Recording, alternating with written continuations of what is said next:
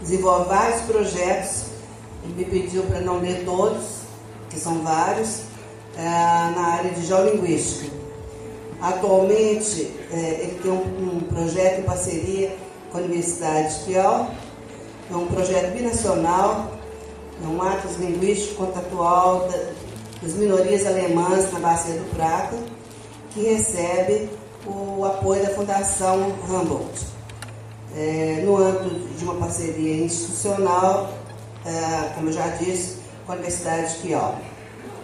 Atua desde... Este foi um projeto desenvolvido de 2008 a 2010. Atua desde 2008 como membro coordenador regional da Sociedade para o Fomento e a Pesquisa de Língua Alemã, no núcleo de Porto Alegre. Bem-vindo, professor. Vamos chamar a próxima componente da mesa, que é a professora Vilma Favorito. A professora possui mestrados.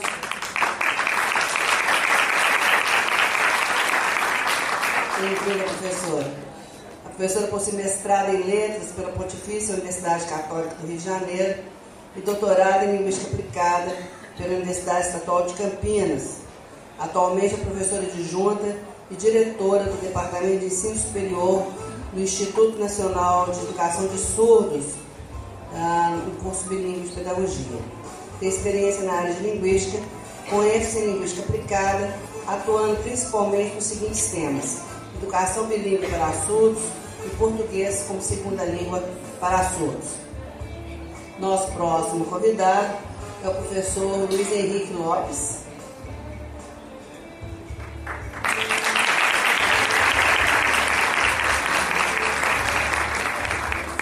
Bem-vindo, professor.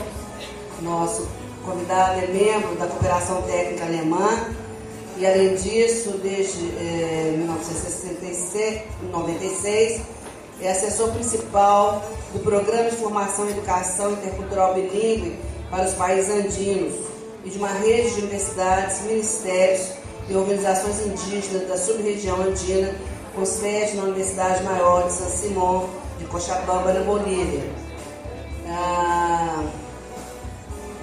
Ele é um psicolinguista peruano, desenvolve estudos na Universidade Católica professor, me ajude. Del Peru.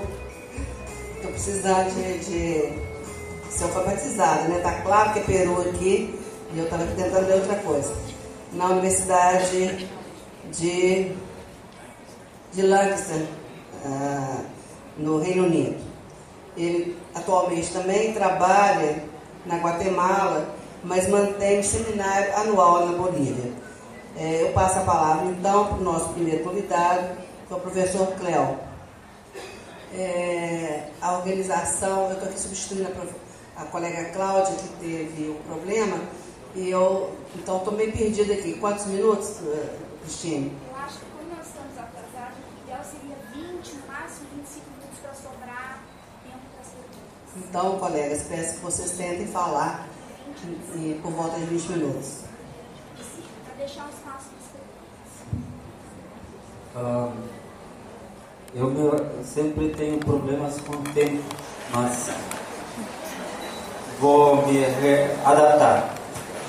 Inicialmente, eu gostaria de agradecer a oportunidade de ser ouvido aqui e agradecer também a confiança na minha competência para falar sobre o tema das políticas linguísticas para línguas minoritárias no Brasil. E agradecer também aos que estão presentes por acharem digno o tema de ser ouvido. Ontem, no debate do final da tarde, o meu colega do IPOL, Gilvan Müller de Oliveira, acentuou o problema da negação do plurilinguismo brasileiro em contradição com o desejo de internacionalização do país.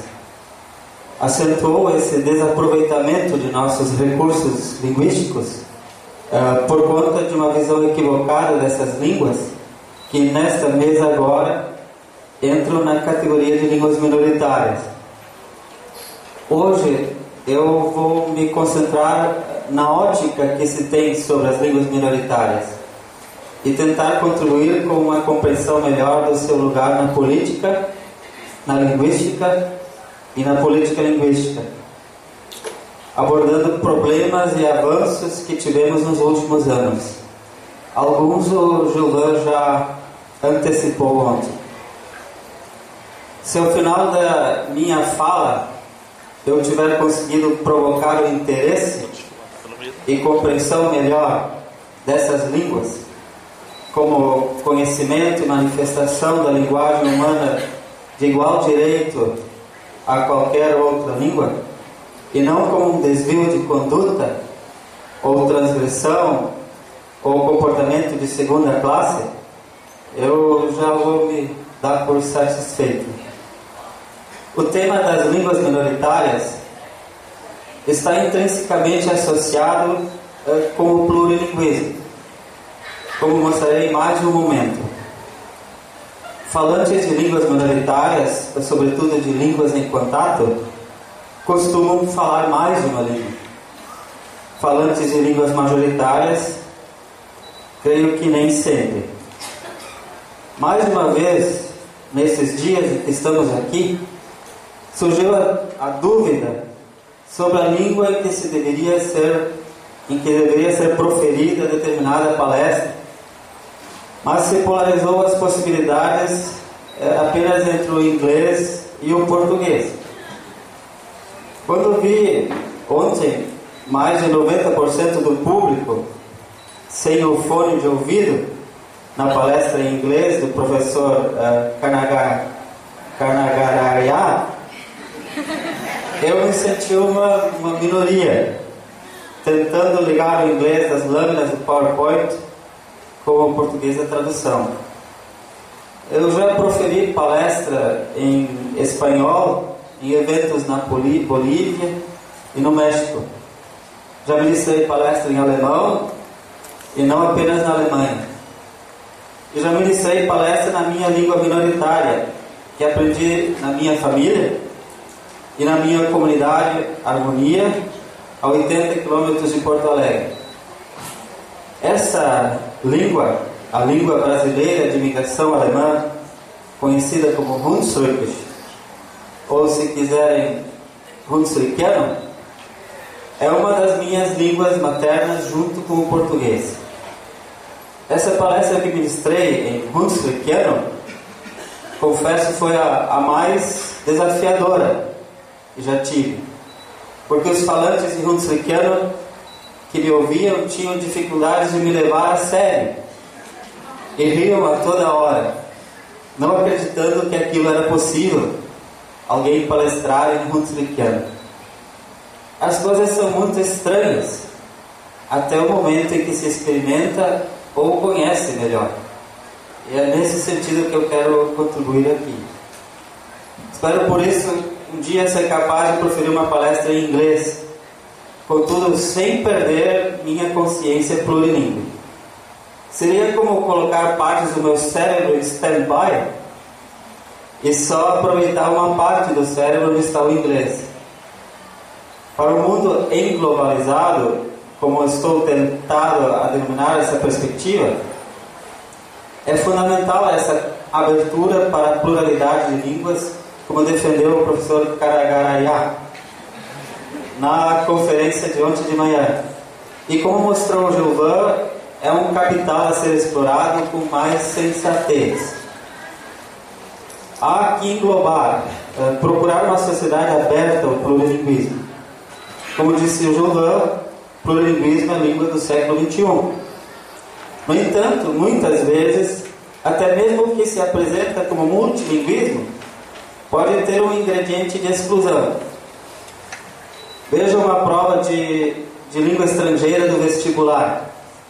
Na minha universidade, felizmente ainda temos as 5 opções: alemão, espanhol, francês, inglês e italiano.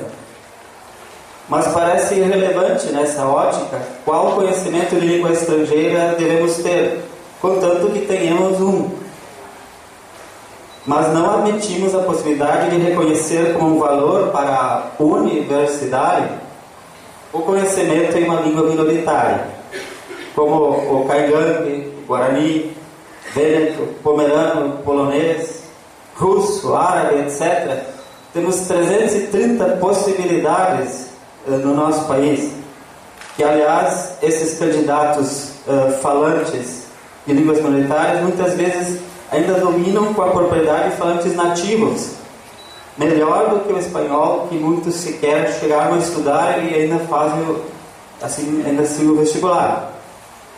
Temos tudo isso aqui e não o reconhecemos, ou não nos damos conta, language awareness, de que precisamos de conhecedores dessas línguas. Cite-se o árabe, aqui é língua minoritária, lá fora, só porque está aqui, porque não nos inserimos no mundo englobalizado. Relação parecida com o vestibular podemos ver no currículo Lattes. Os meus conhecimentos de Hunsrickiano, que me ajudaram na escrita da minha tese de doutorado, caem na vala comum de outras, como se fossem outras mulheres fora do matrimônio. Sem dúvida, o tema das línguas minoritárias exige do linguista, do professor, do estudante de línguas. Eu gostaria de ter mais gente aqui, que ele desça à terra e que, de preferência, experimente ir em meio às comunidades de fala, à sua volta, às vezes ocultas, urbanas ou rurais, reais ou virtuais. Infelizmente, no entanto, as línguas minoritárias são línguas que muitas vezes se varrem para debaixo do tapete para não destoar de uma ordem. Línguas que outras vezes se expõem nas vitrines como chamativo para legitimar uma prática. Ou línguas ou relações linguísticas que muitas vezes se auto-ocultam por tudo isso. Com essas considerações iniciais, e aí está a minha preocupação com o tempo, quero, enfim, elucidar 4 pressupostos básicos da minha apresentação, que vai ser um VaptVupt, sobre políticas linguísticas para línguas minoritárias. 1. Assumir nossa pluralidade constitutiva. Para nós não existe outro modo de ser a não ser plural. Acho que ninguém aqui neste auditório se apresentaria como totalmente monolíngue ou totalmente monocultural. 2. Seguindo a linha do professor Lin Mário, na conferência de terça, a escolha linguística é um ato político, por excelência. O problema primordial não é a língua estabelecida, se ela tem mais ou menos prestígio, mas a não possibilidade de escolha. Vale destacar que escolhas linguísticas pressupõem o reconhecimento de uma diversidade aberta. Nesse sentido, entre a imposição de uma língua única e a imposição de várias línguas únicas, por exemplo, português, inglês, espanhol, fechar aspas, não vejo diferença. E nesse ponto tenho, creio, a concordância também, novamente, do professor Kanagaraia. 3. As línguas disponíveis para escolha em um determinado contexto plural são determinadas pelos significados que assumem para os partícipes desse contexto. As línguas minoritárias, talvez mais do que outras línguas, são por isso comumente vistas como línguas em relação a... Eu tenho... Não. Eu vou chegar nas slides. E não de direito línguas em si. Por exemplo, em um vídeo de YouTube, que comento no texto impresso, e por isso eu fiz essas considerações, porque vocês podem ler o resto no texto, sobre uma comunidade de imigrantes russos no centro-oeste. A reportagem inicia colocando a língua minoritária como vista em relação ao português, ou seja, a reportagem começa com chavões do tipo: aqui não se fala português. A Rússia começa logo ali. colocando em segundo plano a língua da comunidade, community language, a um valor esta poderia ser reconhecida como um reconhecimento e um valor da história de cidadãos com uma vida e uma história construída nessa comunidade.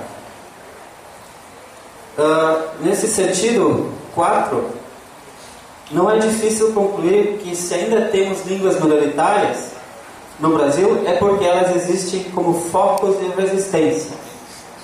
E ainda bem. Eu vou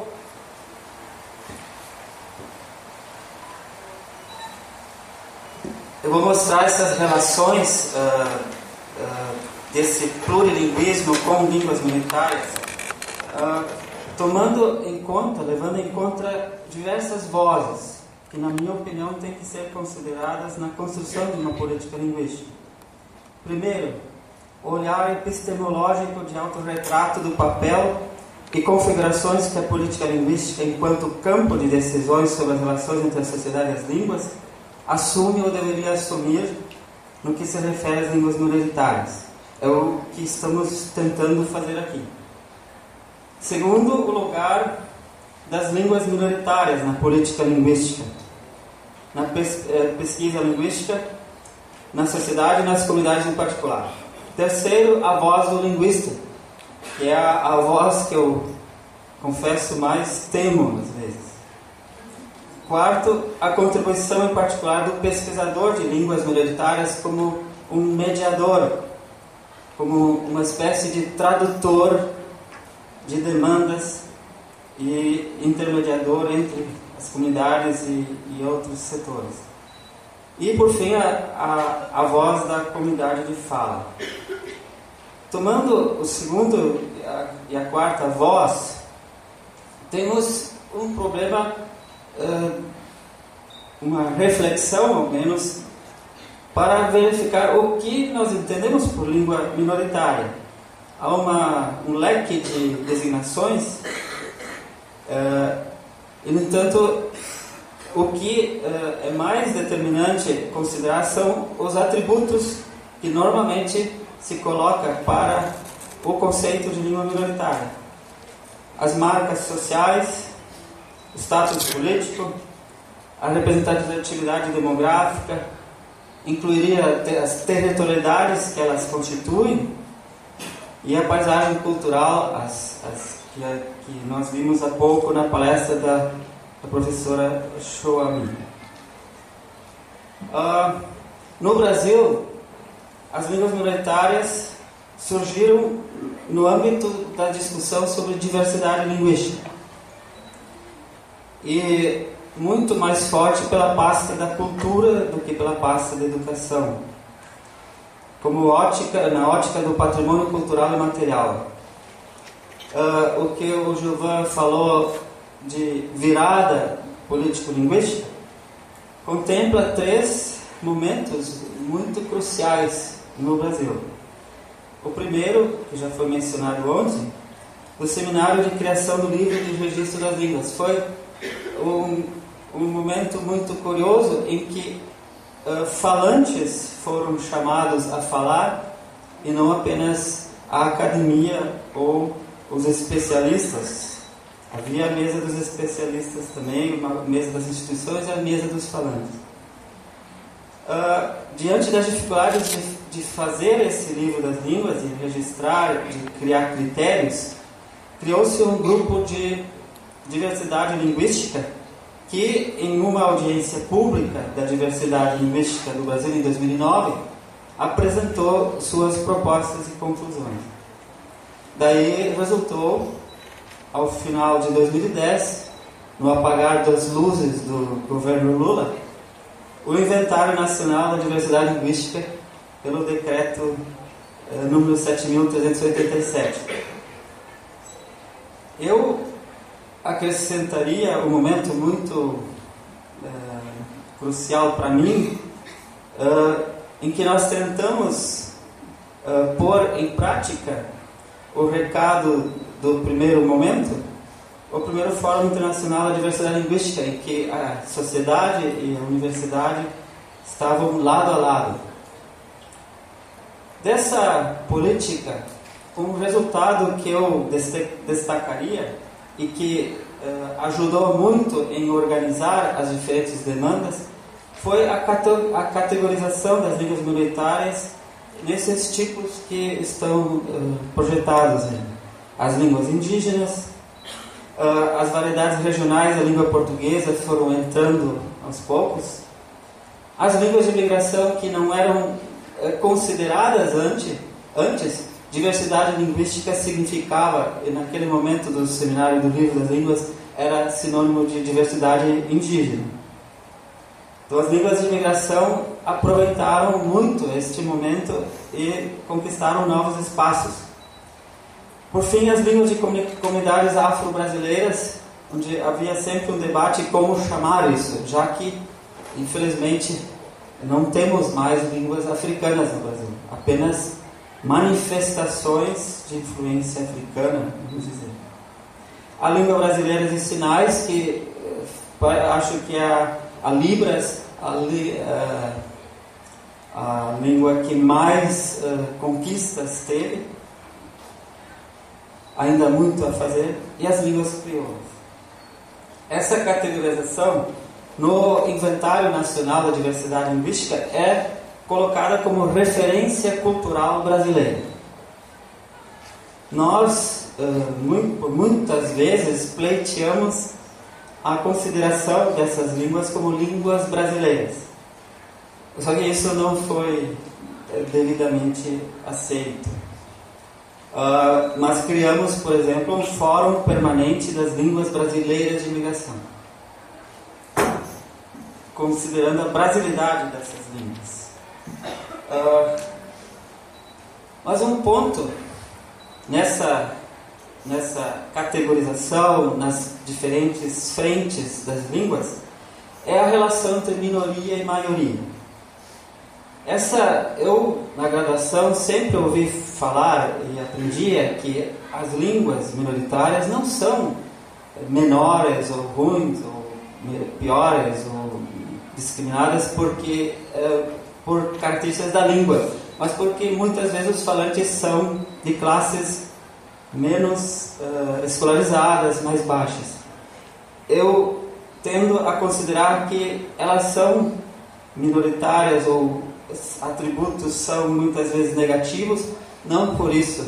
Temos falantes de todas as classes sociais de línguas minoritárias.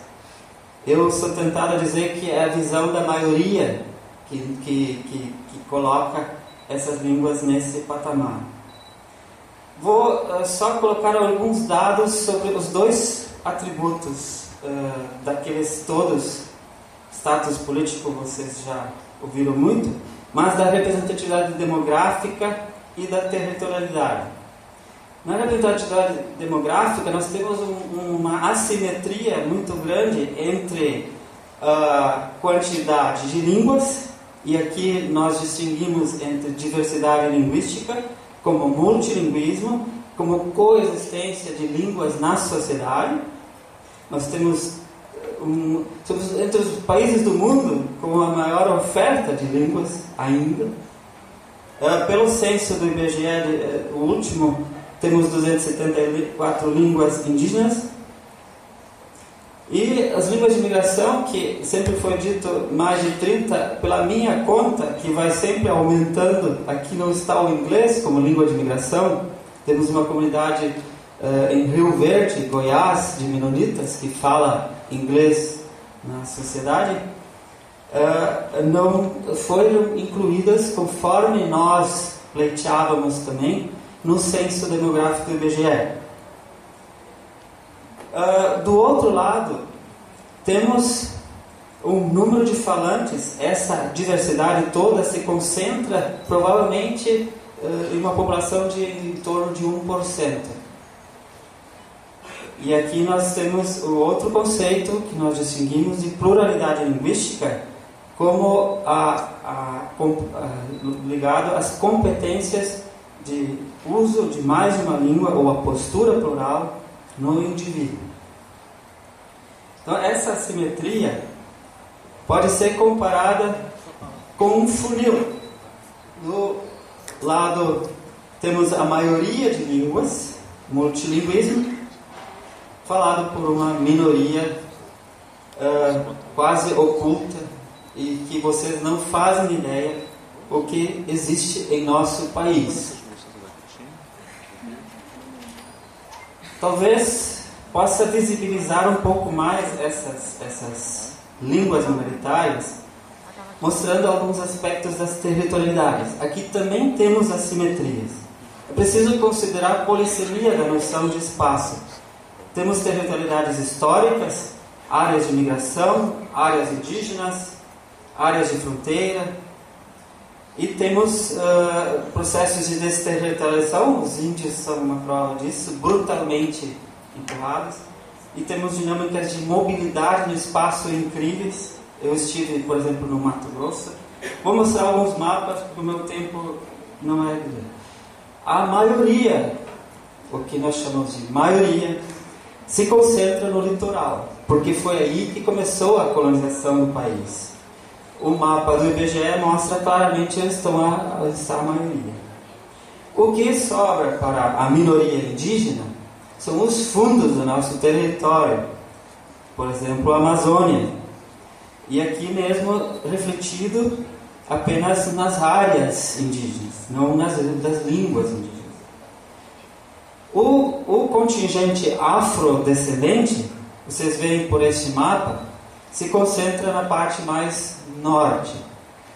É o contingente, enquanto que o sul sofreu a política do império, que vocês já ouviram aqui, que se menciona no branqueamento, mas porque também o sul era uma área disputada de fronteira. Isso eu acho um argumento muito forte. Então, nesse sul se concentraram os imigrantes. Temos 3 grandes áreas: o litoral, a maioria lusa, vamos dizer, não só lusa, o interior norte indígena, o norte mais africano, mas não quer dizer que no sul não tenha afrodescendentes, e o sul imigrante, mas não quer dizer que é só no sul. Vocês vão ver. No meu projeto, eu me concentro em uma língua. Eu vou usar o meu tempo para mostrar só um aspecto dessa língua minoritária chamada Hunsrückisch. É uma língua minoritária e talvez poucos aqui ouviram falar sobre ela. Mas em todas essas 38 localidades, e há mais 40, há mais 2 no Mato Grosso, 40, nós temos falantes de 4 grupos sociais: velhos, jovens, tanto que a cruz significa à esquerda velhos, à direita jovens, acima os mais escolarizados, abaixo os menos escolarizados. Os mais escolarizados são universitários. Encontramos os 4 grupos de falantes depois de 190 anos de imigração. Essas são as chamadas colônias velhas. Aqui houve uma política linguística muito forte na escrita e na escola e na formação de professores, que hoje ainda se beneficia apesar das proibições durante a Segunda Guerra Mundial, as proibições da nacionalização do ensino. Mas esses imigrantes, em busca de terra, os descendentes seguiram e foram para o lado de Misiones, e o que vocês chamam de brasiguaios são muitas vezes falantes de uma língua imigrante, ou italiano ou hunsrückiano. Mas uma coisa que até eu não sabia. Bom, isso aqui é só um exemplo da influência na paisagem linguística do português. Por exemplo, o empréstimo Chimia, que mostra a progressão dos gaúchos para essas áreas. E o que eu não sabia é que eles já chegaram na área da Amazônia. Eu, em julho, fui uma semana a essas 2 localidades e fizemos 5 entrevistas em hunsrückiano e em português. Isso é só para mostrar a força do que pode ser minoritário. Mas no texto vocês podem ler mais sobre aspectos de como se lidou com isso. O que eu quis me concentrar mais é na questão do como nós vemos as línguas minoritárias e como isso, como ato político, implica na visibilização, no dar ouvidos, no dar voz e no considerar das políticas linguísticas. Eu acho que tem que fechar. Né? Isso dói, mas... Me dói também. Mas eu procurei agregar algumas coisas que não estão no texto. Nesse sentido, eu acho que foi válido também. Muito obrigado pela atenção.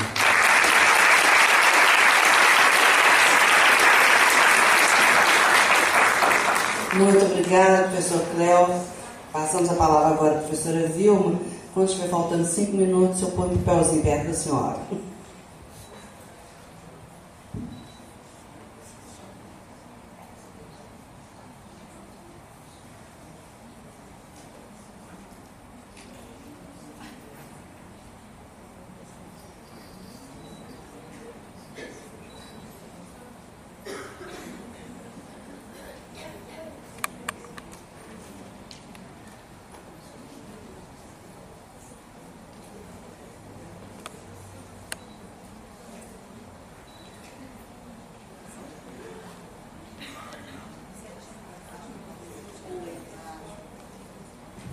Bom dia a todos.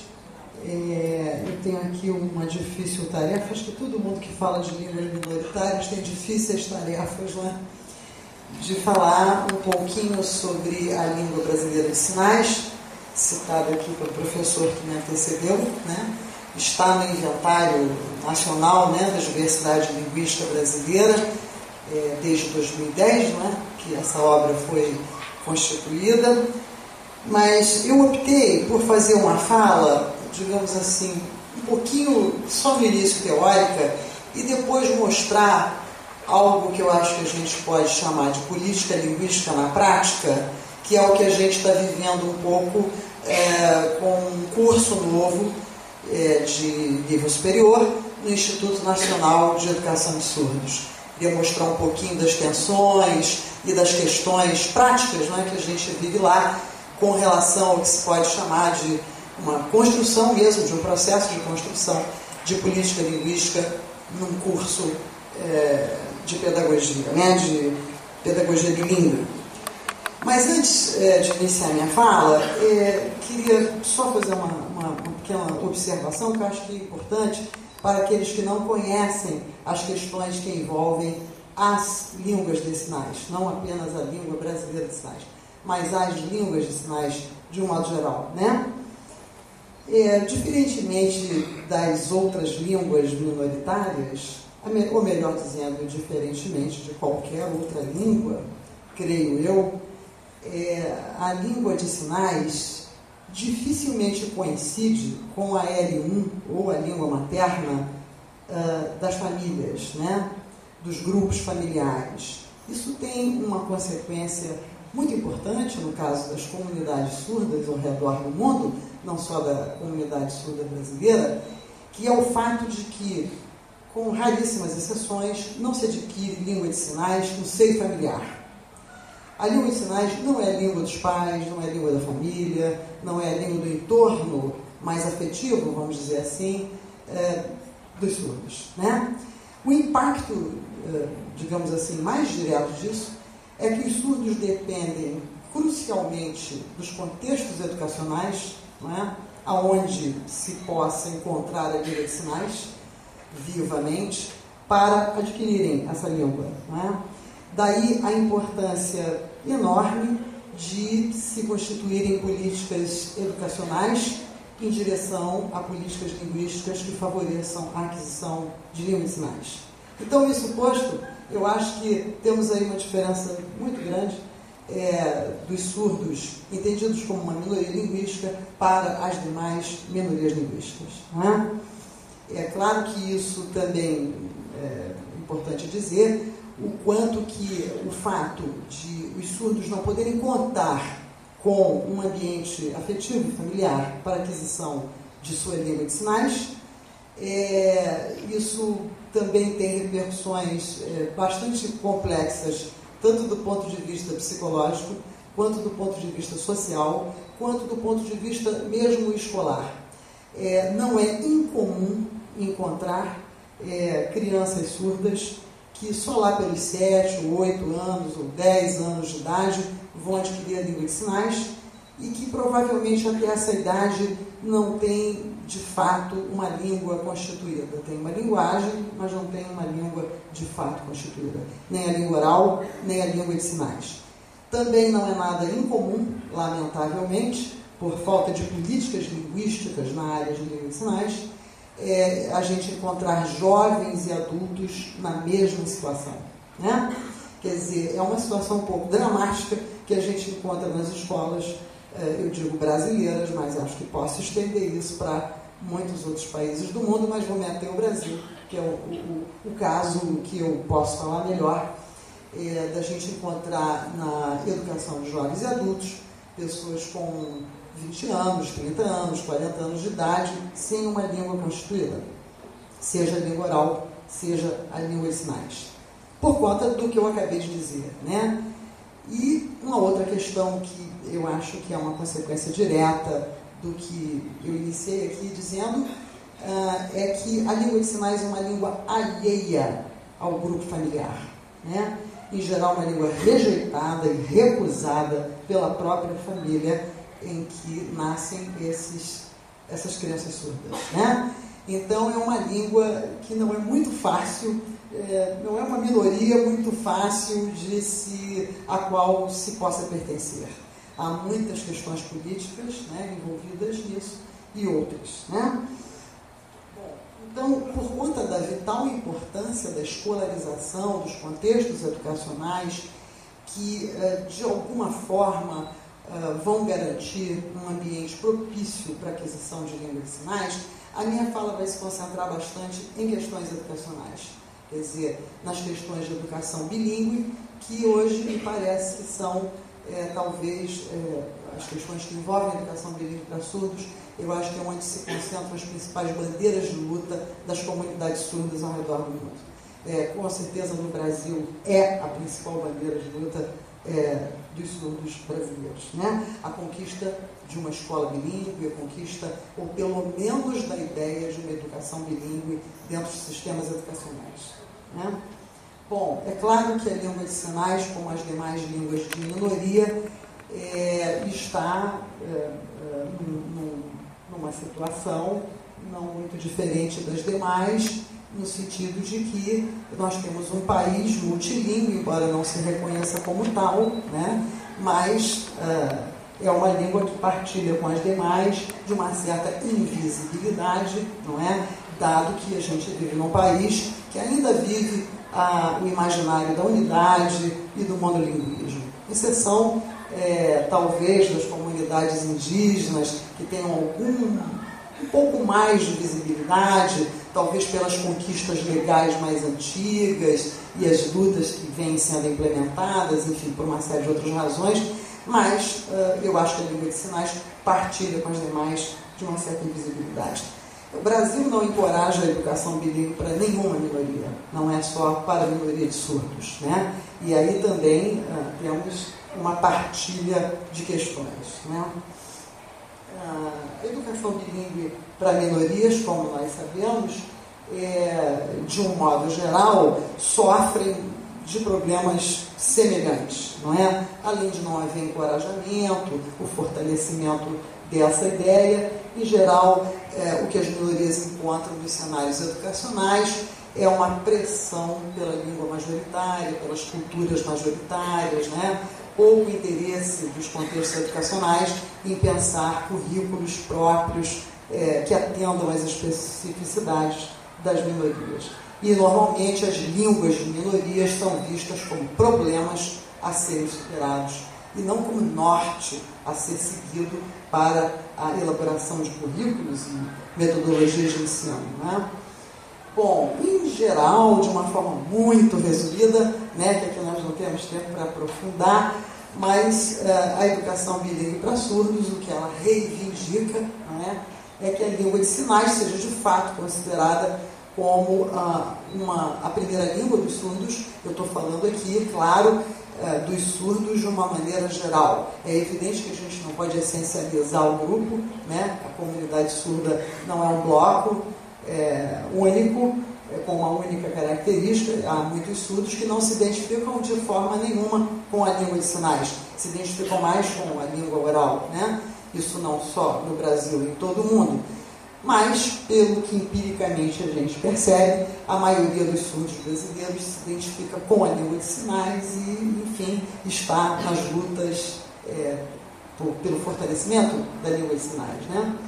Então, o que as lutas, né, da comunidade surda brasileira têm colocado, os educadores, ouvintes, parceiros dessa luta têm colocado como norte, seriam essas questões, né? Que a língua de sinais seja de fato considerada como uma L1, como uma língua constitutiva desses sujeitos, que a língua majoritária do país seja ensinada como segunda língua, e aí é uma série de propostas nesse sentido, mas ainda muito difíceis de serem colocadas em prática, não é? E que os surdos de fato possam participar dos projetos educacionais voltados para eles. Também algo que vem acontecendo pouco a pouco, mas bastante difícil da gente implementar, né? Há uma série de dificuldades para a implementação de políticas linguísticas que levem a uma educação bilíngue mais consistente para surdos, né? Dentre elas, as próprias representações que a sociedade, o imaginário social tem, começando pela própria família, sobre as línguas de sinais como línguas menores, como línguas que não são línguas, né? Como línguas que não têm condições de se colocarem como línguas curriculares, enfim, né? Como pobres, como talvez um recurso mímico muito mais do que uma língua, e por aí vai, né? Essa talvez seja uma das questões mais importantes. A outra dificuldade para a implementação dessas políticas é número muito pequeno de professores proficientes em língua de sinais. Em geral, os professores dos surdos somos nós, professores ouvintes, né? E, em geral, nós não temos, a maioria de nós ouvintes, não temos a proficiência necessária em língua de sinais para assumir a educação de fato bilíngue, né, para os surdos. Uma outra questão seríssima é a falta de material pedagógico em língua de sinais, não é? Isso é algo que vem sendo construído, mas ainda nos falta bastante. Tem um longo caminho aí para ser trilhado, né? Eu creio que talvez, eu estou tentando passar rápido pelas questões, né, porque a gente não tem muito tempo, mas eu creio que talvez a maior dificuldade mesmo para a gente implementar ou intensificar políticas linguísticas em prol de uma educação bilíngue para surdos seja o fato de que no imaginário social, e isso inclui a escola, é claro, a representação de deficiência que pesa sobre os surdos, sobre os sujeitos surdos, seja a maior de todas, né? Eu falei sobre a representação que se tem de línguas de sinais como línguas menores, primitivas, primárias e pobres, não é? Talvez até por desinformação mesmo, as pessoas pensam assim, ou por preconceito também, não é? Mas eu creio que pesa sobre os surdos, o que talvez não pese sobre as demais minorias linguísticas, uma categorização de deficiência que parece que impede, que funciona de uma forma que parece algo que torna a visão das pessoas completamente opaca para entender esse grupo como sujeitos da linguagem, como um grupo que pode ser considerado como uma minoria linguística. Parece que eles são mais vistos, mais concebidos como pessoas deficientes do que com pessoas da linguagem, né? Bom, eu vou fazer uma rápida... Eu não vou passar mais os slidezinhos, porque só tem 5 minutos. Então, eu só vou ficar nesse slide e depois fazer umas considerações finais. Eu acho que, como vários autores dessa área de educação bilíngue para surdos têm colocado, eu acho que a gente vive hoje um momento de transição. Que momento de transição é esse? Após um longo período, né, muitos séculos de visibilidade total, né, de desinformação total, enfim, de opressão total à língua de sinais, né? Nós temos dos anos 60 para cá uma série de conquistas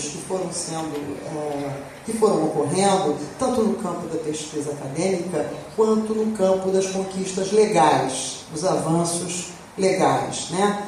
Então, assim, eu acho que hoje nós estamos vivendo esse momento.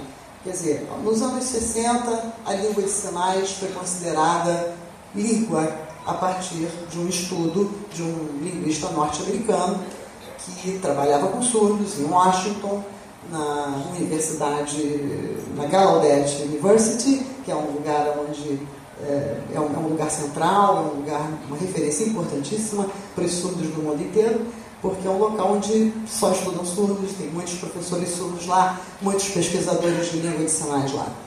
Esse linguista William Stockel, ele fez uma pesquisa e comprovou que a língua de sinais americana era uma língua. A partir daí, várias outras pesquisas foram deflagradas para que se comprovassem, né, em outros locais que as línguas de sinais de fato eram línguas. De lá para cá, é claro que a partir dessa importante publicação, isso deu um insumo muito grande, não só a pesquisas linguísticas na área, como às conquistas dos próprios movimentos políticos de surdos em todo o mundo.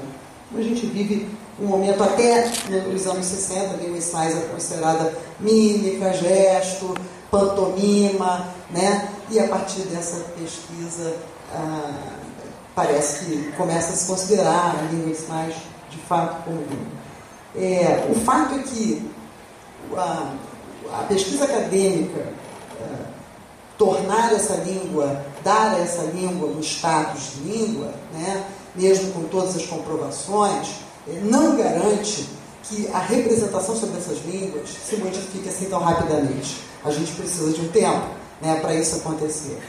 Eu acho que no Brasil a gente teve alguns avanços, né, em termos de leis, a partir dos anos 90, mas a partir dos anos 90 para cá, a língua de sinais se tornou uma língua oficial no país, com o decreto de 2002, uma lei que foi sancionada em 2005, mas essa luta ainda tem um longo caminho, porque o fato dela ser decretada como língua, como eu disse, não faz com que a visibilidade dessa língua, a representação que se tem sobre essa língua se modifique só porque tem um decreto, né? Então, o que eu queria, já para ir terminando, dizer é o seguinte: por conta desse decreto, esse decreto foi muito importante, apesar de a gente saber que a lei no papel é uma coisa, né, e a lei na prática, produzindo transformações, depende de um tempo, de um percurso de tempo muito grande, né? Mas nós temos dentro do Instituto Nacional de Educação de Surdos, por conta desse decreto, nós criamos uma faculdade que a gente chama de curso bilíngue de pedagogia, né?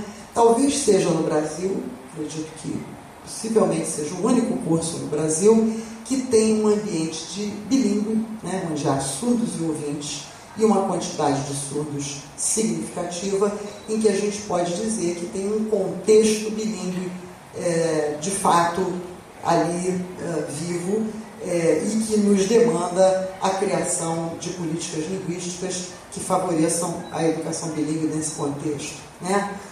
E eu acho que lá nós vivemos, então, na prática, uma série de pressões interessantes, né? E as nossas próprias convicções sobre a educação bilíngue para transformar o nosso currículo, para de fato usar a língua de sinais como língua de instrução, para de fato o ensino da língua portuguesa nesse currículo ser trabalhado como uma L2 para surdos, enfim. Nós temos feito uma série de tentativas de mudanças curriculares, que provavelmente começam no ano que vem. Nós temos um ambiente completamente diferente, eu acho, de qualquer outro curso universitário, porque temos 16 intérpretes de língua de sinais atuando em todas as salas de aula, esses intérpretes em conexão com os professores, né? Os surdos demandando uma série de políticas muito interessantes com relação à avaliação em língua de sinais, trabalhos de curso em língua de sinais. Isso pode parecer pouco, mas não é nada pouco, né? Poder fazer seus seminários em língua de sinais, suas provas em língua de sinais, trabalho de conclusão de curso em língua de sinais, enfim, poder construir uma série de produções nessa língua. E agora, mais recentemente, nós criamos um grupo de pesquisa. Eu vou terminar minha fala agora, eu sei que o meu tempo está acabando mesmo, já acabou. Nós estamos criando um grupo de pesquisa, tem mais ou menos um ano que esse grupo está em ação, para a criação de um dicionário de termos acadêmicos bilíngue, Libras-português. Por quê? Os surdos que chegam no nível superior, cada vez mais os surdos estão ingressando no nível superior, felizmente, por conta de todas as leis, por conta das cotas também, que têm favorecido o ingresso. Eles têm, por uma questão histórica, que não tem como colocar aqui agora, têm ingressado no ensino superior com uma dificuldade muito grande para a leitura em português. E por mais que nós, no nosso caso, a nossa instituição, nos esforcemos para traduzir textos teóricos que eles têm que ler para Libras, é evidente que a gente não vai colocar todo o conhecimento do mundo em língua de sinais, né? Então é necessário que eles também tenham condições de ler em português, não só por essa razão, por todas as razões do mundo. Eles precisam ter isso como uma ferramenta, né? Adquirir o português como uma ferramenta e até como um instrumento de luta e de poder. O nosso dicionário foi batizado por um surdo de manuário. Ele disse que o nosso dicionário não poderia se chamar dicionário, porque dicionário é coisa de ouvinte e é coisa de língua oral. Manuário de mão, né? Porque esse aqui é o sinal de glossário, isso aqui quer dizer palavra, né? Sinal de glossário. E esse aqui é o sinal de sinal, sinais da língua de sinais. Então, o nosso dicionário tem esse sinal que quer dizer manuário. É um neologismo em Libras e é um neologismo em língua portuguesa. E a gente pretende, daqui a uns 2, 3 anos, que é um longo trabalho, ter criado esse manuário que possa possibilitar aos surdos uma ferramenta importante de pesquisa, porque, diferentemente também de outras línguas, eles não contam com nenhuma ferramenta de pesquisa na sua língua, né? Eu acho que isso também faz parte de uma política linguística de fortalecimento da língua de sinais. Então, fui bastante breve. Se quiserem outros detalhes, a gente pode conversar e será muito bom que vocês visitem a nossa instituição para conhecer o nosso trabalho. Obrigada.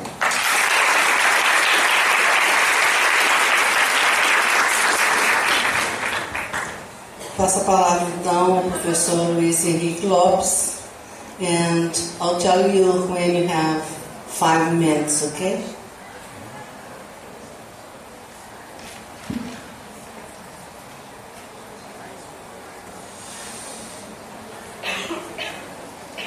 Well, thank you very much to the Brazilian Association for Applied Linguistics. When I was invited here, I was debating whether to speak in English or in Spanish. I obviously could not speak Portuguese, although I understand it. But after hearing Teca yesterday, I'm going to speak in Spanish. Y voy a hablar en español porque creo que los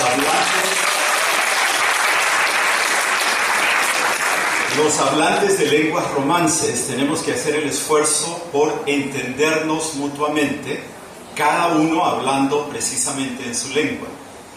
No está aquí Gilmar, pero hace una década más o menos, Calvet, desde París, invitó a un grupo de lingüistas del espacio hispánico, del espacio luso y del espacio francófono, y tuvimos hasta 3 o 4 reuniones donde cada quien hablaba en su propia lengua y no había problema para entendernos. Y no había problema para entendernos porque nos referíamos sobre todo a un mismo objeto, ¿sí? Entonces quiero invitarlos a ese esfuerzo actitudinal de intentar entender el español. Y créanme que es más fácil para ustedes entender el español que para mí el portugués, pero lo hago, ¿no? Quisiera comenzar con 3 precisiones muy rápidas antes que me come el tiempo. Lo primero, que la propia denominación de lengua minoritaria es de por sí una acción política. No de política lingüística, sino política, más bien, ¿no es cierto? Porque todo depende desde dónde hablamos. Si obviamente lo hacemos desde el mundo hegemónico, unas lenguas son mayoritarias y otras son minoritarias. Pero si hablamos desde el sector subalterno, no hay esa distinción entre mayoritario y minoritario. ¿Qué puede decir minoritario cuando el 60% de la población habla lenguas distintas al castellano, como por ejemplo en Bolivia? ¿Qué quiere decir minoritario en el sur andino del Perú, si no en todo el país, pero en el sur andino, alrededor del Cusco, el 80% de la población habla quechua? ¿Qué quiere decir minoritario en Guatemala, donde la mitad de la población habla una lengua maya y donde el monolingüismo en lengua maya es de los más altos de América Latina? Entonces, los invito a reflexionar sobre la denominación de lenguas minoritarias, y es por eso que en la sociolingüística hispánica más bien preferimos hablar de lenguas minorizadas antes que minoritarias, para marcar la acción política sobre la lengua. Es decir, hemos hecho que esa lengua sea políticamente menor, aún siendo demográficamente mayoritaria, ¿sí?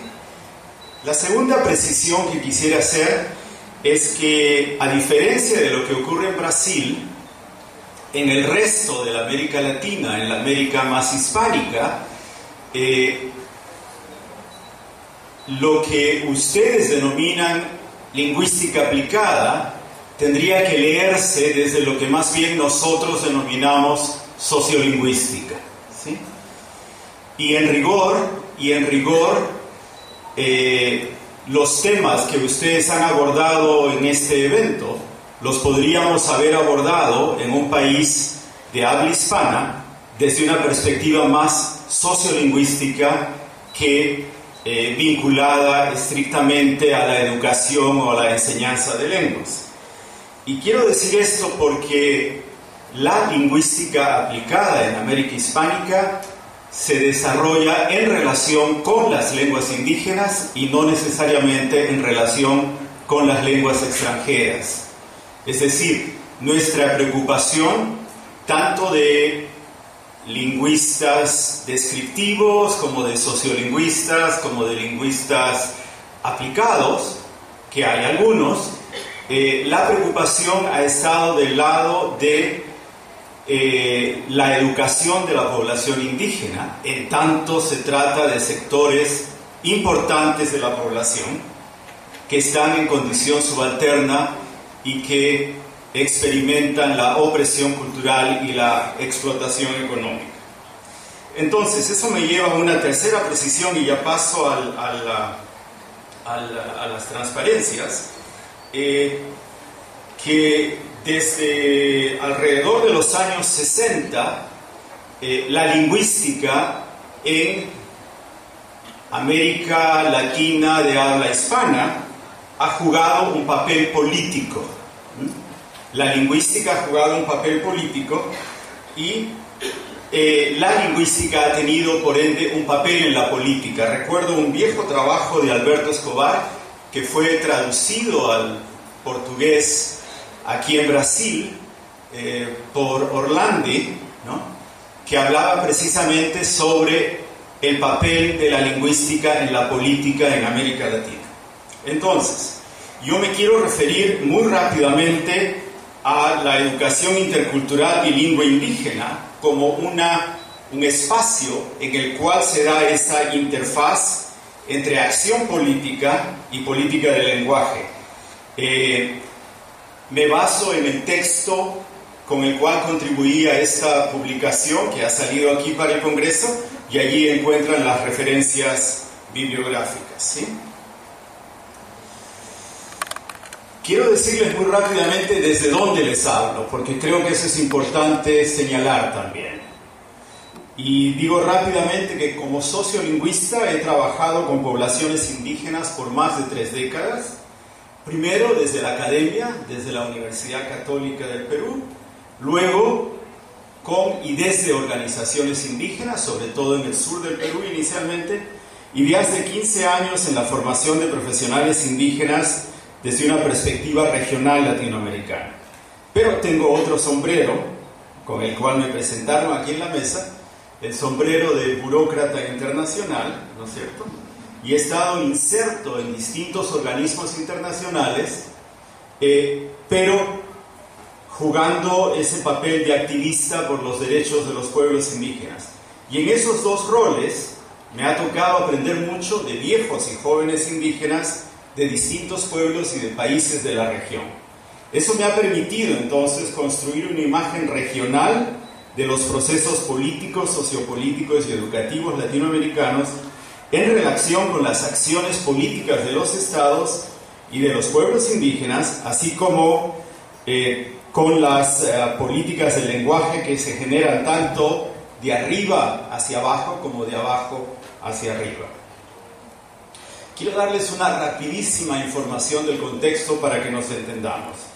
Estamos hablando de la existencia de entre 30 y 50 millones de personas que se autorreconocen como indígenas en 23 estados y territorios de América Latina, ¿sí? Por territorios me refiero a la Guayana Francesa, que como ustedes saben es todavía una provincia de Francia enclavada en América Latina, ¿no? Donde hay también población indígena, y el otro enclave colonial, el de Puerto Rico, ¿no? Pero para darles una idea de la variabilidad enorme que hay al interior de lo indígena, porque tendemos a veces por una visión dicotómica a decir indígena versus no indígena, y la realidad indígena en sí misma es sumamente diversa. Les he puesto los 2 extremos de un continuo. En un lado, el 60% de la población boliviana que se autorreconoce como indígena, y en el otro, el 0,2% de la población salvadoreña del Salvador que se reconoce como indígena. En Nicaragua, la población indígena va a estar concentrada en una parte del país, en la zona atlántica, que fue de dominio británico y no de dominio español, y en mi país está presente en todo el país, aun cuando sea solamente el 20% de la población, pero tienen visibilidad en todo el país, para mostrar contrastes, ¿sí? Y un dato importante es que ya los indígenas no están en sus zonas usuales de refugio, en las altas montañas y en las selvas. Ahora también están en las megaciudades de América Latina. En Monterrey, por ejemplo, en México, hay representantes de 57 pueblos indígenas viviendo en esa ciudad. En la ciudad de mi país, en Lima, en la ciudad capital, de 10 millones de personas, 2 millones se autorreconocen como quechua hablantes. 2 millones de 10, ¿no? Y en casos como el mapuche, los mapuches viven entre Chile y Argentina, el 75% de la población mapuche es urbana. Pero, así como tenemos indígenas urbanos, también tenemos grupos no contactados y otros, interesante, en aislamiento voluntario. ¿Qué quiere decir aislamiento voluntario? Que decidieron volver a aislarse luego de varias décadas de contacto con la así llamada civilización occidental. Voy rápido. Eso nos sitúa ante una situación de más o menos 600 pueblos o naciones indígenas, todas en condición vulnerable, y para aterrizar en nuestro tema, de aproximadamente 550, son 552 las contadas hasta ahora, lenguas diferentes que pertenecen a 100 familias lingüísticas distintas. Y ese es un dato bien importante de la realidad, porque a diferencia de África, donde hay más de 2000 lenguas diferentes, el número de familias lingüísticas es infinitamente menor, ¿no? 12 familias lingüísticas versus 100 familias lingüísticas en América Latina. ¿Qué quiere decir? Que el capital geolingüístico en el continente es sumamente importante para entender el funcionamiento del conocimiento humano y para entender el conocimiento del lenguaje humano, ¿no? Entonces, sin embargo, esas lenguas están todas bajo amenaza, incluso las mayoritarias como el quechua. El quechua es hablado por entre 10 y 12 millones de personas en 7 estados diferentes, pero también está en condición de amenazada porque las nuevas generaciones hoy hablan el castellano, ¿sí? 33% de las lenguas habladas en Sudamérica están en riesgo de extinción, y por darles el ejemplo de Bolivia, 22 de las 33 están en riesgo de extinción. Otro dato importante para la política y planificación lingüística es que el 25% de las lenguas indígenas son transnacionales, es decir, atraviesan fronteras nacionales. El quechua es un ejemplo de ello, el guaraní es otro, y así hay muchas lenguas, ¿no? Me baso aquí en un trabajo que recomiendo, que es el Atlas Sociolingüístico de Pueblos Indígenas de América Latina, en sus 2 tomos, que fue publicado en 2009.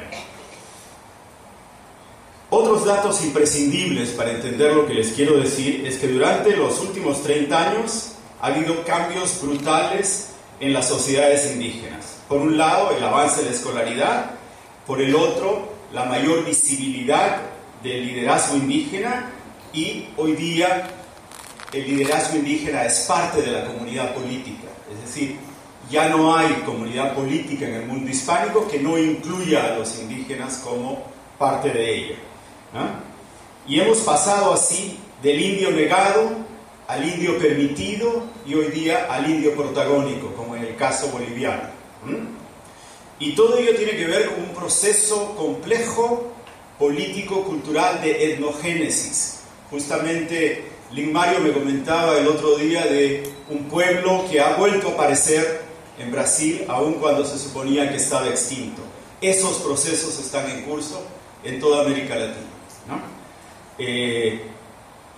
Albole ha denominado a ese proceso de regreso o retorno al indio, ¿no? Que hay un proceso de autoafirmación, de recuperación y de pérdida de la vergüenza étnica y lingüística. Pero eso se debe también al reconocimiento de derechos, ¿no? Y los indígenas se autoafirman ahora ya no como objeto de la política pública, sino como sujetos de derecho. Es decir, se afirman y reafirman como sujetos de derecho. Con ello, desafían las políticas gubernamentales y también nos plantean desafíos éticos, pero sobre todo epistemológicos. Están reivindicando su conocimiento, sus saberes y su tecnología. Y por último, cuestionan la noción de ciudadanía liberal desde ciudadanías diferenciadas o ciudadanías interculturales, porque hay una suerte de globalización indígena. Hoy día lo que ocurre en Bolivia se conoce hasta en Alaska, y lo que ocurre en Alaska se conoce hasta en la Patagonia. Y los indígenas están súper conectados al ciberespacio e intercambian información unos con otros a través de las lenguas mayoritarias o las lenguas europeas o a través de distintos mecanismos interlingüísticos. Entonces, voy más rápido. Ser indígena no supone hablar una lengua indígena. Uno puede ser indígena y hablar una variante socialmente estigmatizada del castellano, del portugués, del holandés, del inglés o del francés, ¿no? Pero ese retorno al indio, esa etnogénesis, ha traído una suerte de esencialismo estratégico que los lleva a querer reaprender las lenguas. Yo estoy apoyando un proceso con el pueblo Uru. El Uru se extinguió en los años 40, 1940. Pero hoy día los Urus quieren reaprender su lengua, ¿no? Y solo tenemos algunas grabaciones, pero están decididos a reaprender su lengua. Y recuerdo que en un trabajo de campo que hice con otro colega John Landaburu en la Sierra Nevada de Santa Marta, cuando los líderes indígenas nos encontraron de una comunidad, nos dijeron: ustedes son lingüistas, ¿verdad? Entonces no salen de aquí hasta que no se comprometan a enseñarnos una lengua indígena, no importa cuál sea, pero como somos indígenas queremos aprender una lengua indígena. Y es que hoy día el ser indígena y hablar una lengua indígena tiene valor de uso también, porque hay posibilidad de acceder al territorio, posibilidad de acceder a derechos, a distintas ofertas del Estado. Así como hay indígenas que no hablan la lengua patrimonial de su comunidad, hay indígenas que hablan varias lenguas indígenas y también lenguas europeas. El caso clásico, que les es más cercano, es el del Baupés, o también podría ser del Xingu, ¿no es cierto?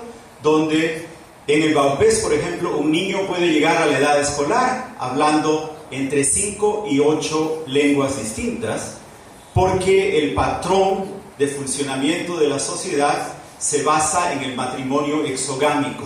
Entonces uno no puede casarse con alguien que hable su propia lengua, y eso genera un multilingüismo en los niños. Toda esa riqueza se mata al llegar a la escuela cuando se les impone, en el caso colombiano, el castellano. Ese multilingüismo es parte de la vida indígena y no es algo nuevo, es antiquísimo. Ya los conquistadores, por ejemplo, Cieza de León en sus crónicas del Perú, de la conquista del Perú, dice: yo no puedo entender cómo se puede gobernar este país si aquí se habla una selva de lenguas. Cada 100 leguas cambia la lengua, ¿no?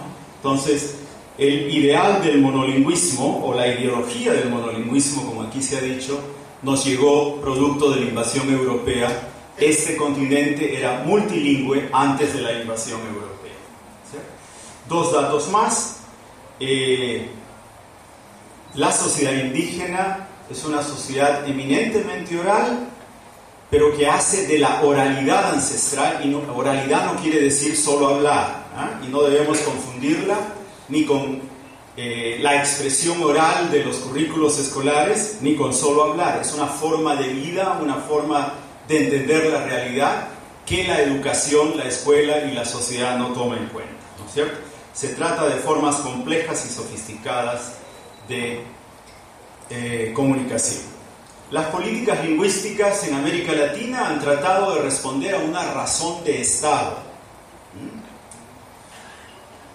¿Qué quiero decir con eso? Se han alineado con la noción de Estado-nación que copiamos de la Revolución Francesa: un Estado, una nación, una cultura y una lengua. Entonces, en eso se han basado las políticas lingüísticas respecto de la diversidad general. Han estado orientadas para solucionar el problema del indio, así se llamaba, el problema del indio, y han tenido un tinte civilizador y evangelizador. Entonces todos los monos han entrado ahí: monoteísta, monocultural, monolingüe, ¿no? Desde una visión consumista y capitalista de la sociedad, y con vistas a crear una cultura nacional. Pues las lenguas indígenas las hemos visto como algo exótico, y la lengua europea, en este caso el portugués, allá el castellano, se volvieron la herramienta principal de la asimilación, y la educación fue su punta de lanza, ¿no es cierto? Entonces, las instituciones educativas estaban destinadas a ser fábricas de ciudadanos, ¿no? Tenían que volver a los indios ciudadanos peruanos, ciudadanos brasileños, ciudadanos bolivianos.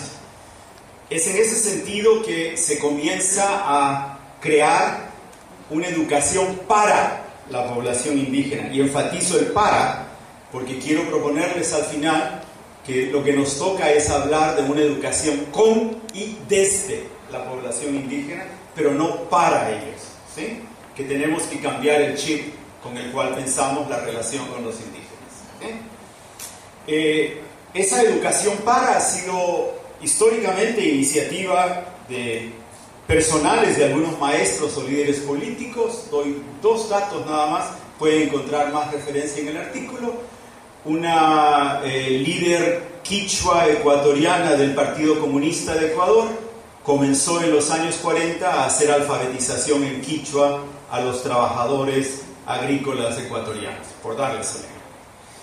Pero también ha habido iniciativas del Estado y del encargo, el outsourcing que los estados hicieron al Instituto Lingüístico de Verano, lo que ustedes llaman aquí el Summer, ¿no es cierto? El tan hablado Summer, ¿no? Que llegó en los 40 y en los 50, ¿no? Nuestros estados se reunieron en México en una reunión convocada en los prolegómenos de la creación de la OEA, de la Organización de Estados Americanos, y precisamente abordaron el tema del indio, el problema del indio en México en 1940, y de allí se derivaron políticas de castellanización y culturización indígena. Fíjense cómo se llamaban, políticas de culturalización indígena, y el mecanismo eran las brigadas de culturalización indígena, como una acción militar para evangelizar y transformar a los indígenas. Luego hubo políticas selectivas de educación bilingüe de transición, que siempre fue monocultural. Se utilizaba la lengua indígena, pero para transmitir los contenidos de la cultura hegemónica. Políticas nacionales más tarde, entre los 80 y los 90, de educación bilingüe intercultural. Políticas nacionales de educación intercultural bilingüe a partir de los 90 y a partir de la Agencia Indígena. Y finalmente, casi todos los países de América Hispánica, no conozco el caso de Brasil, hablan de políticas de educación intercultural para todos, ¿sí? Pero desde el liderazgo indígena ha habido distintos movimientos. Primero, como una suerte de aproximación sucesiva. Hecha la ley, aprovechaban ellos la ley para reivindicar sus demandas, pero era como avanzar de resquicio en resquicio e ir abriendo cada vez más los espacios. Un reconocimiento de derechos generaba otra reivindicación. Entonces ha sido una suerte de aproximación sucesiva, pero siempre apelando a la ley del blanco, ¿no?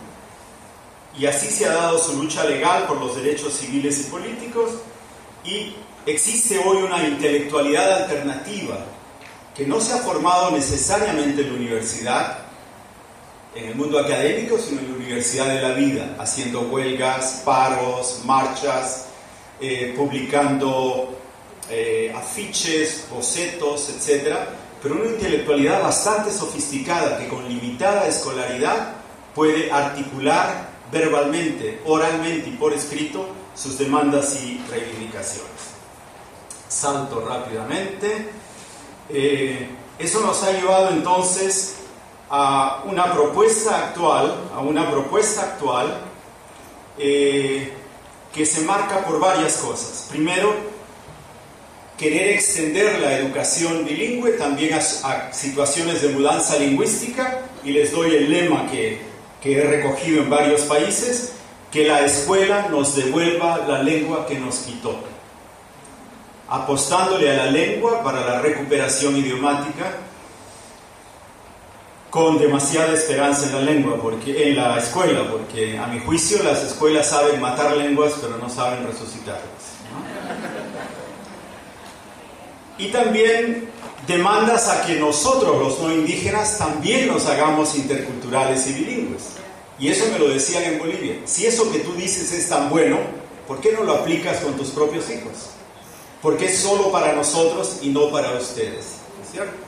Y entonces, la situación actual en el continente es de una propuesta de educación para la descolonización mental y para la desracialización de la sociedad.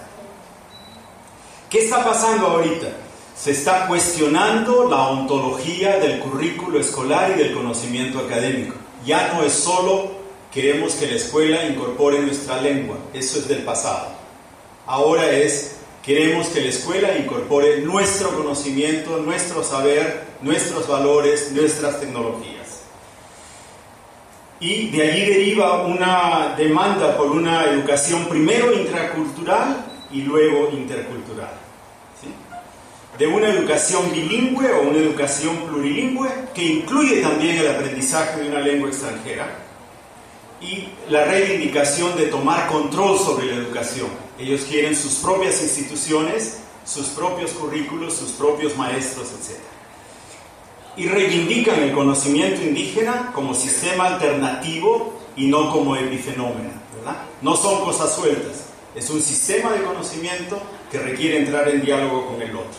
Y entonces se va formulando otra ética, y estas reivindicaciones ya no tienen que ver con la escuela primaria, sino también con la universidad, y el Estado comienza a reaccionar abriendo universidades indígenas, o en el caso de México, universidades interculturales. Hay 12 universidades interculturales públicas en México para responder a la demanda indígena y a raíz del levantamiento de Chiapas, ¿sí?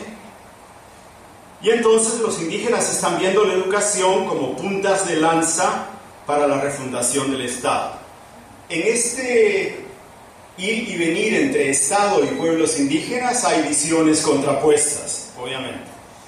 Quiero destacar, por lo corto del tiempo, solamente dos. Mientras los indígenas han demandado interculturalidad, diálogo, interacción entre unos y otros, el Estado les ha dado la receta del multiculturalismo anglosajón neoliberal, ¿no?, copiado de la legislación canadiense y norteamericana, que se basa en lo que ya se dijo aquí también, creo que fue Rush el que lo planteó, de un multilingüismo que se traduce en cada quien en su propio gueto, ¿no es cierto?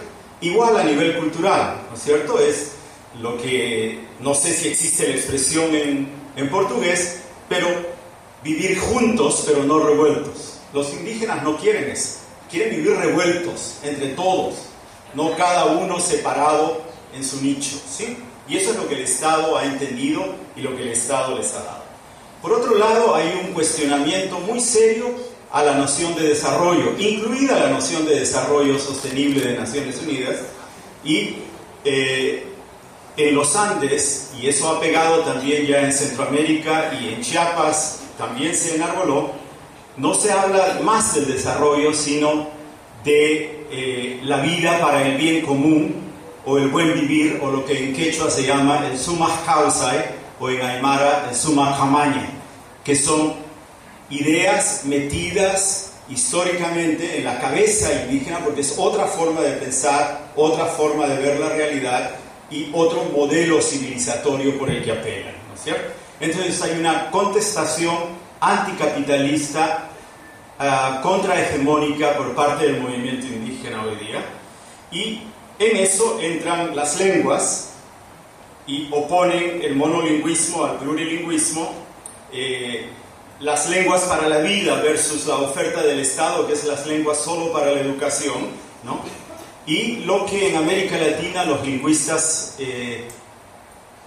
trabajamos por largos años, la normalización idiomática, tomando la noción de la sociolingüística catalana, o estandarización, versus la reivindicación de las hablas locales.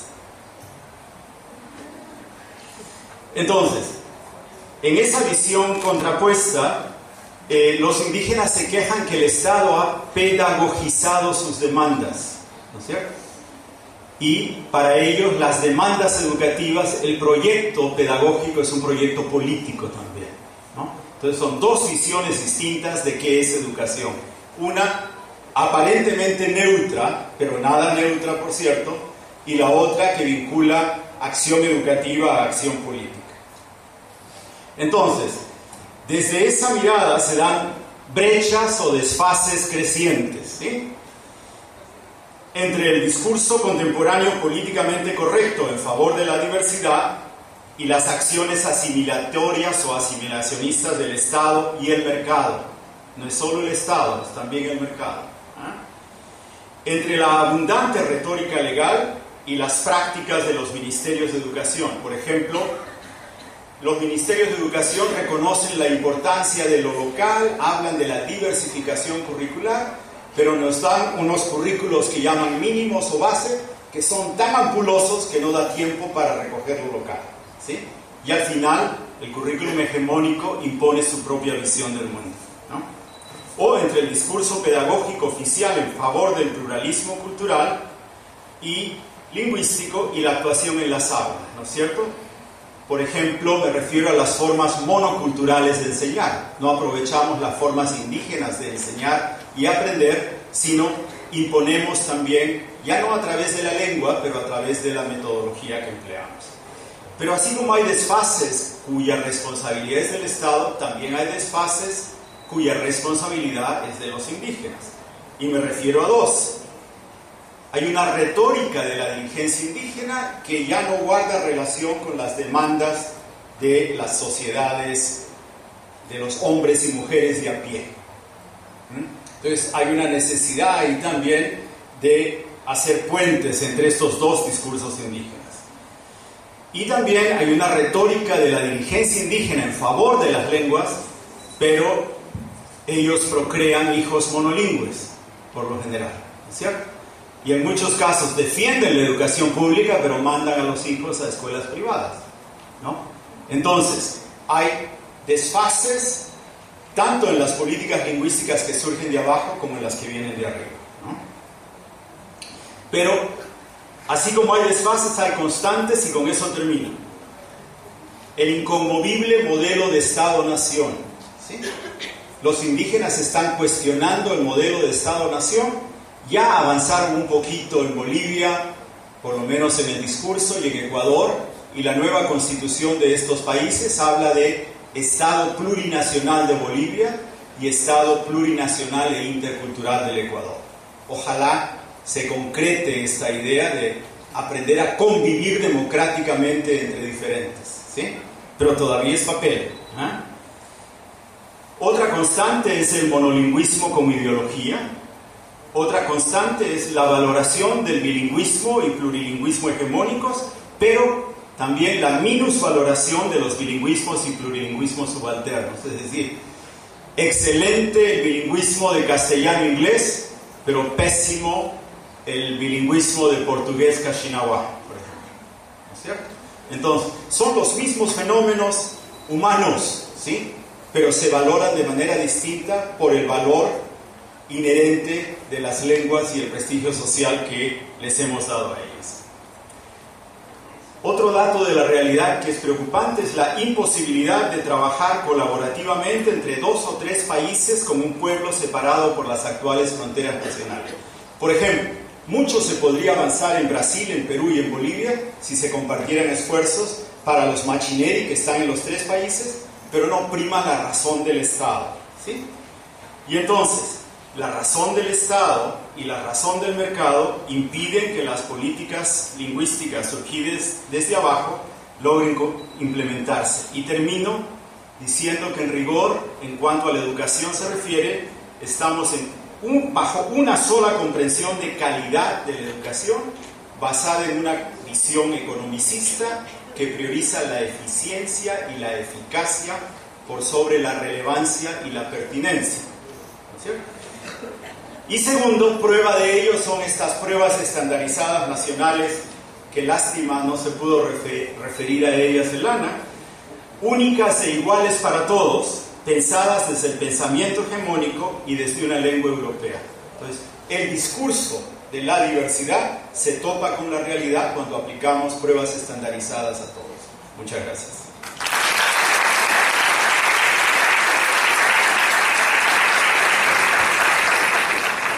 Dado o adiantado da hora, eu acho que eu não vou poder abrir espaço para perguntas.